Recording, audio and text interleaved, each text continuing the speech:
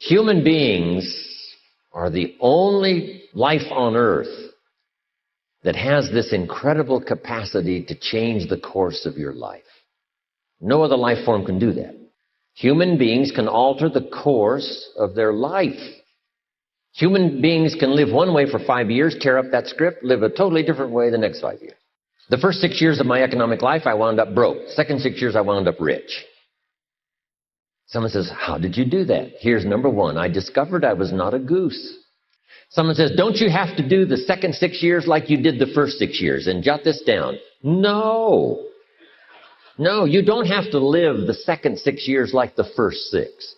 You can use all the information and all the advice and repairing all of your mistakes and adopting a new and refined philosophy so that the next 6 years can be totally different than the last 6.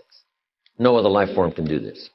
But that's not true. Human beings can change location, go north, south, east, west, live here for a while, live somewhere else for a while. So that's a note to make. You can greatly alter the course of your life. Now here's the next note to make. 5 years from now, you will arrive. The question is where? And I promise you, 5 years from now, you really don't want to arrive at an undesigned destination. Because you may very well wind up wearing what you don't want to wear, driving what you don't want to drive, living where you don't want to live, maybe doing what you don't want to do. Simply because you didn't design a better destination. Now, sometimes after we've lived a few years now to repair our mistakes and get back on track seems like a tough job.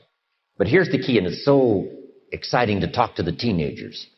Make the note. If you start early, the fortune belongs to you. If you start early. All fortunes that are available to humans, if you start early, the promise looms large and the odds are heavy in your favor.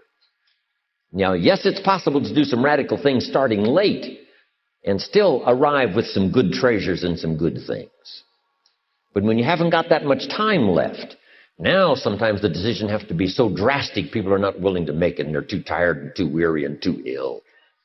And say, look, I don't have much time left. It's not going to happen for me anyway. It's easy to take that attitude. But everyone here, we've got the time over the next 10 years. We've got the time the next 20 years. We've got the time the next 30 years to make some repair now in our errors of the past and set up some new disciplines. And I'm telling you, that's going to change everything. 5 years from now, I wish for you to arrive at a well-designed place. A place of productivity. A place that'll make you feel good about yourself. A place that'll give you honor and respect. A place that'll give you influence to touch other people 5 years from now that you couldn't do today. Where will you be in 5 years? Key phrase, we go the direction we face. If you start designing something at the end of this direction, sure enough, you will start going the direction you face. Next phrase, direction determines destination. Destination is not determined by hope. It's not determined by wish. Destination is determined by direction. You cannot change destination overnight, which means you can't arrive at a 5 years from now place tomorrow. But here's what you can change today and overnight. You can change direction. And it is so fascinating what a little small change of direction will do. A few decisions in discipline, a few decisions in learning, a few decisions in change of behavior, change of habit, a few decisions in setting goals that you've sort of let drift before. Like I did at age 25, didn't have a list. I immediately started to change that. And I immediately started to change my direction. And here's where I would have been in 5 or 6 years. Maybe okay. My kids probably wouldn't have been starving. And maybe, we got clothes to wear and a place to live. But the joy of productivity and the joy of becoming valuable to the marketplace and more valuable to my family and valuable to my friends in my inner circle, all of that probably would have escaped me if I would have kept going this way. This had to happen and this had to happen and this door had to close and this door had to open. And all of those things, for me to be here, for you to be here, I just didn't drop out of the sky, right? And you arrived here from all kinds of directions. Here we are. And so we just say, wow, part of that's a mystery, and we let it be a mystery. We don't even try to figure it out. We just say, wow, it's incredible. But now that we're here, how could we collectively and individually affect each other's lives? It's by doing just what we've done: study, learn, teach, shake hands, trade stories, and do all the stuff. So that we can help other people as well as ourselves to make that small journey to a new direction. So jot that down. It's only a small journey to a new direction. Come on, you don't have to radically do something. You can gain momentum and make changes as you go. Just start. Here's what happens when you start a new direction. Self-esteem starts to accelerate. It doesn't take much for you to feel good about yourself. Just commit it to a new direction and you feel good. That's how easy it is to change your life. You don't need some dramatic vision.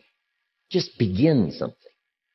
And maybe by health or by whatever other things we can think of to do, you just get back on a better track.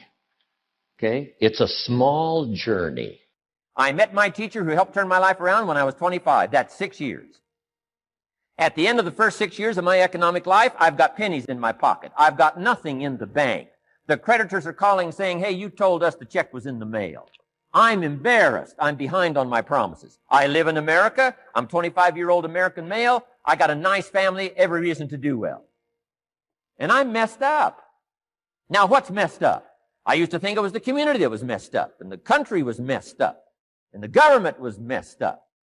If those Democrats ever get in the White House, that'll really mess things up. If the Republicans stay in power, that'll really mess things up.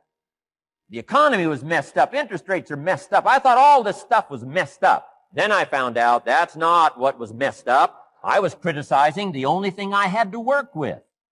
What was really messed up was my own personal philosophy. My own errors in judgment in my own personal philosophy brought me in 6 years to pennies in my pocket, nothing in the bank, and trying to explain why I wasn't doing well, living in America, 25-year-old American male, got a family, every reason to do well. Now, once I understood this, here's the formula for failure: errors in judgment, being lax about developing your own personal philosophy. I'm telling you, it's called accumulated disaster. It doesn't matter whether it's your health or your bank account. Guy's got an empty bank account, probably has high cholesterol. Why? Over the last 6 years, he never paid attention to either one. And it doesn't matter whether it's a dollar, or whether it's your money, or whether it's your cholesterol count. All you got to do is commit the errors, and just because disaster doesn't fall on you at the end of the first day that you don't eat an apple. You say, well, I didn't eat an apple today, and tonight I'm not ill. Well, you got to be brighter than that. Someday you got to leave first grade. Now let me give you the secret to success. The formula for failure: a few errors in judgment repeated every day for 1 month starts the weakness, starts the disaster process. You can imagine what happens in 6 years. Now here's the formula for success: a few simple disciplines practiced every day. And you've started a whole new process called a whole new life. A few simple disciplines practiced every day. And if you decide today to go for the apple instead of the Hershey bar, I'm telling you, you have begun the process of turning your life around. And if you keep up that process, not only with your health habits, but with your money habits and with your communication habits, with your sales habits and management habits and every other habit that you've got, if you'll start that process, eliminate the errors and replace it with disciplines practiced, I'm telling you, you can start this process of life change immediately. After today, you don't ever have to be the same again. Only by choice. You don't have to walk out of here the same as you walked in today. Only by choice. You can start a whole new process. And you say, well, Mr. Rohn, is it that simple? Yes, it's that simple. Where else would you start but with an apple? You don't have to start with something staggering. What'll that do in 6 years? I'm telling you, the word is disaster. You could and you should and you don't. Here's an even stronger word. You won't. Don't might mean you're careless. Won't probably means you're stubborn. And either one's called disaster. Could, should, don't. I'm telling you, that's why at the end of 6 years, I found myself with pennies in my pocket, nothing in the bank, creditors calling. Could, should, won't. Could, should, don't is called disaster. Somebody says, well, what did you go to work on to do all that? I started with my philosophy. I started amending my errors by doing some better thinking, changing my mind, coming up with ideas that I didn't have before I met my teacher. And once that whole process started for me, I'm telling you, I changed my whole life. Within a 6-year period, I was never the same. And I've kept up that process all these years. One of the reasons why I'm here is to continue my craft. I don't want the day to come someday somebody says, you should have heard Jim Rohn 10 years ago when he was really terrific. Guess what I want people to say? I heard him 10 years ago, but you should hear him now. I'm telling you the man works on his craft. I'm telling you the man's done some extra reading. I'm telling you the man doesn't miss a trick. I'm telling you he's worked hard on himself. That's why he's able to deliver like he does. Take advice, but not orders. Take information, but don't let somebody, order your life. Make sure what you do is the product of your own conclusion. Excellent note to make. Make sure what you do is the product of your own conclusion. Not to do what someone else says. Take what someone else says, process it, think about it, ponder it. If it makes you wonder, if it makes you think, then it's valuable. Then when you go take action, make sure that the action is not what somebody told you to do. Make sure the action is the product of your own conclusion. If you'll follow just a little bit of those simple guidelines, I'm telling you, the learning process can be speedy, swift, powerful.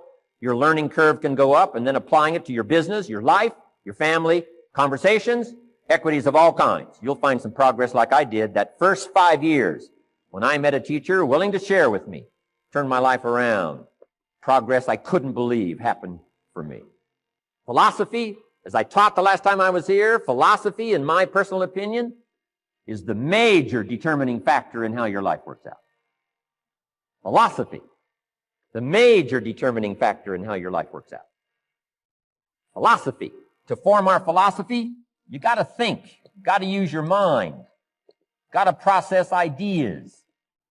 And this whole process over a lifetime, starting way back here when we were children, schools that we've attended, our parents, our experiences, all this stuff that we've processed by the thinking process helps to develop our philosophy. And in my opinion, each person's personal philosophy is the major factor in how your life works out. How do you turn all this stuff that's available here into equity and promise and lifestyle and dreams and future possibilities?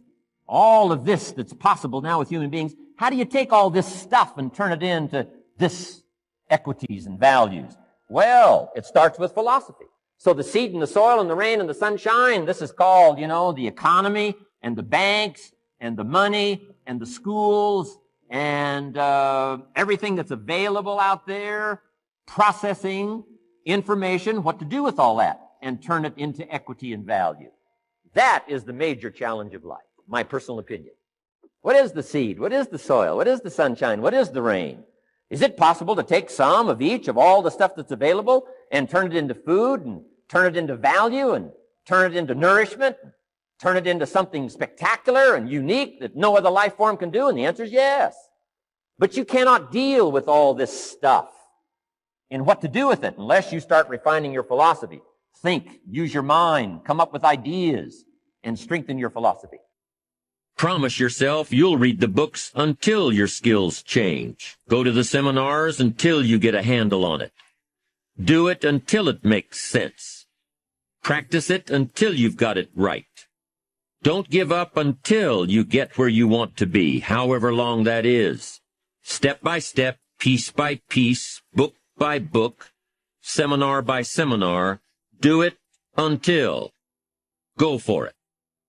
Until is a very important word. It's magic. It means that you'll never give up.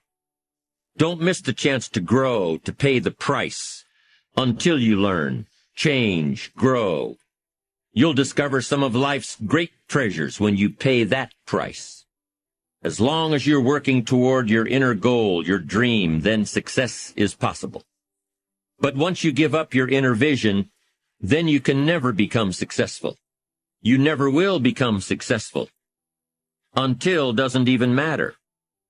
Now, maybe the person who's been working on a project for 10 years can be successful in his own right, if he's honestly working toward it, doing everything to make himself worthy of reaching the dream.